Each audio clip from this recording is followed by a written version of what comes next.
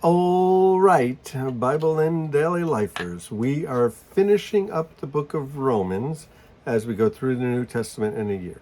Now, maybe you're just picking up with us now, but you can just start going forward with us through the rest of the New Testament. And then when we finish it, go back to the beginning and go through the whole New Testament. We do it in about 10 minutes a day, Monday through Friday. And so we are in the last chapter of the book of Romans. We're finishing up a book. So we did Matthew, Mark, Luke, John. We did the book of Acts, and now we're doing the book of Romans, and we will be in the book of 1 Corinthians next. So chapter 16 of Romans, Paul is finishing up this book, and he is going to say greetings to a bunch of friends. And let's see how many of these friends we can find, and see if you can't find yourself in maybe this list. He said, I commend to you our sister Phoebe, a deacon of the church in Cenchreae. So, she's a deacon. That word means diakonos, is the Greek word, how we would say it transliterated into English, diakonos. It means servant. She's a servant. And we have people in the church that we are servants that are set aside to do certain things, and we call them deacons, diakonos. But it just means that they're servants. And the word comes from Acts 6, when there were these people in the church that were feeding the widows, and they were called the deacons, the diakonos, the servants. And so it seems like that the servants, according to Acts 6, spend their time primarily with helping with physical things, where the elders help with spiritual things. So the elders teach and disciple and discipline and try to give direction to the church generally, while the deacons, the diakonos, they would do things, particularly in the first century, like provide hospitality and meals and these kinds of things. And so she was a servant, and Paul recognized her as a servant, and she gets named as a servant. And he said, I ask you to receive her in the Lord in a way worthy of his people, and to give her any help she might need from you, because she's been the benefactor of many people, including myself. And so Paul said, her gift, whatever it is that she does, some kind of maybe hospitality, some kind of helps ministry, we don't know. But Paul said, I've even been the recipient of her ministry. She's been a great help to a lot of people. And I think we know a lot of people like this, right? That have just been there and serving us and helping us. And oh man, we're just so thankful and so grateful for them. And so maybe that's you. Become a servant and serve people.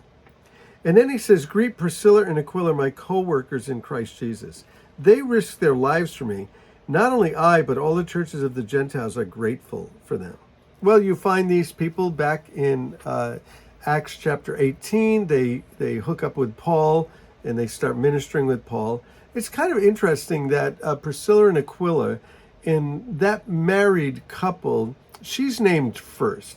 And I think a lot of us have friends like that, and friends that are couples like that. Sometimes, with me, it seems like the way that people refer, to my family and into my marriage, that they'll usually say Joe and Debbie. But I think we all know people who we would say Priscilla and Aquila, that she seems to be the one who's out there ministering the most, seems to be there out in the front, seems to be the most visible one. And so Aquila, he was quite something as well. But people took note of Priscilla and took note of her ministry and took note of her service. And Paul says, these guys are risk takers. These guys live dangerously for Jesus. And he said, they've been good to me, and they've been good to a lot of the Gentile churches. So they've gotten around, and people are grateful for them and grateful for their service. And he says, greet the church that meets in their house. So kind of interesting that churches, the Greek word there is ekklesia, gathering together. An awful lot of the churches that met in the first century were meeting in people's houses. It'd probably be a blast to be the church, the gathering that meets together in Priscilla and Aquila's house. My dear friend Ependus, who was the first convert to Christ in the province of Asia. Wow, this is cool, because the Apostle Paul, he was the persecutor. He comes from Jerusalem, and he's persecuting the church and going to Damascus to chase people down, to persecute them, gets converted. He ends up in the church in Antioch, and it's from there that he goes out and starts some churches. And as he starts these churches, he goes into what's known as Asia or Asia Minor. That would be Turkey today, into that region. And when he gets there, some guy comes to Christ. And it's stupendous. He's the first one to come to Christ. And now he's in Rome. How he got to Rome from Asia Minor, like who really knows how that happened. But he's there. And Paul remembers, yeah, that was the first guy. He was the first guy in that whole area of Asia Minor that got converted. Say hello to him, greet him. And he said, greet Mary, who worked very hard for you. One of the things you're going to notice here, particularly early on, is a lot of these people are women. An awful lot of the people here are women. And then he says, greet Andronicus and Junia. So again, another couple named here. And he said, they're my fellow Jews who've been in prison with me. They are outstanding among the apostles, and they were in Christ before I was. So these people have been in the Lord for a long time, and now they're in jail for probably their faith. And Paul is in jail with them. And he says, everybody knows these guys, man. These guys like stand out among the apostles. The apostles know these guys. Some people think they were apostles. There's a lot of controversy as to what constitutes an apostle and who the apostles are. The word basically means sent one. So, they're sent ones. Were they considered apostles? I don't know. People say they were. So if you want to believe that, you're in good company. Greet Ampliatus, my friend in the Lord. So we don't know much about him except that they were just friends in the Lord, just somebody he knows. Greet Urbanus, our co-worker in Christ, and my dear friend Stachys.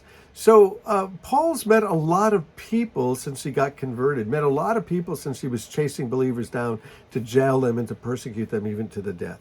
And this is one of the fun things about becoming a Christian is you meet a whole lot of people, and you meet a whole lot of people from a whole lot of places that you would never meet before. You had nothing in common with these people, not sports teams, not politics, not preferences in music or entertainment or food, not in background, not in our ethnic background.